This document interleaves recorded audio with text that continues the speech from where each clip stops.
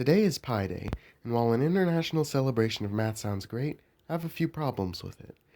First, the way dates are written. When writing dates, you have to write the day, month, and year, but it could be in any order. That results in 6 possibilities. In the context of Pi Day, it's almost always written month, day, year. But this is completely arbitrary.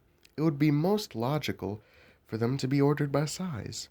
But that still leaves 2 options, day, month, year, and year, month, day.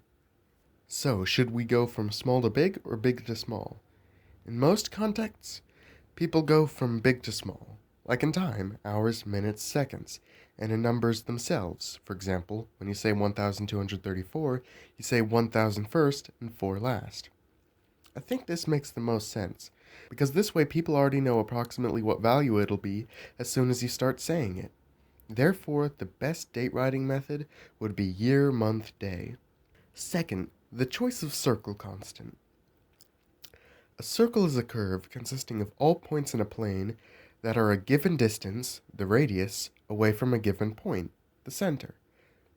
A circle, being a curve, has a length, called the circumference.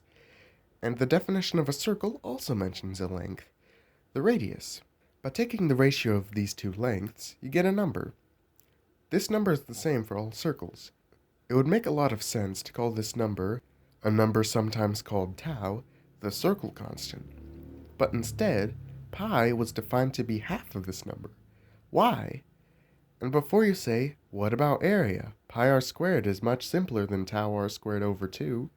Technically, in a strict mathematical sense, circles, being a curve, have no area.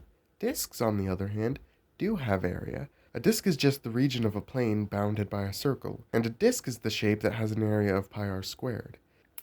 Therefore, it makes more sense to call pi the disk constant rather than the circle constant, and tau should be the circle constant.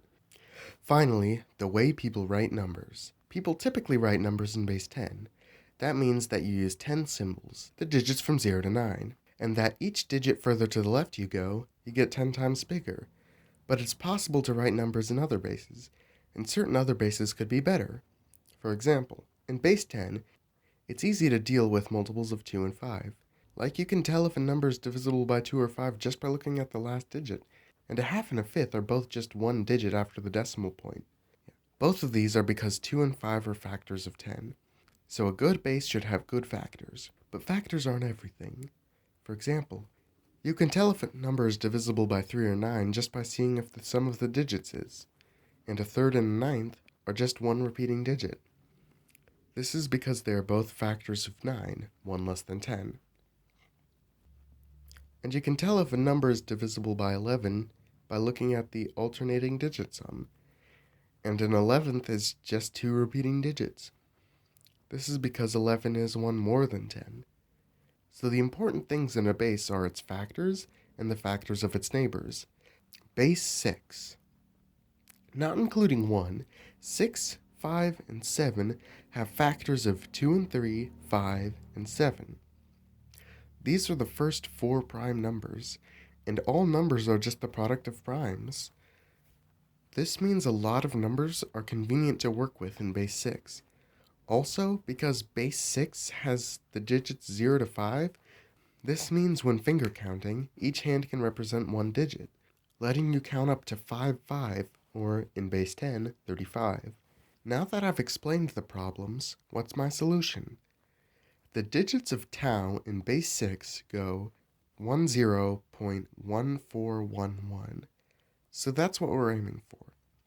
The current year in base 6 is 13210, which according to Jan Miesely's nomenclature would be pronounced Unexian 32 Niv 6. And if you look at the last 2 digits, you just get 6. That's a good start. Next, we want 1/4. The 1/4, that is 10th, month is October. And then for the last 2 digits, 1/1, you get the 1/1, that is 7th day.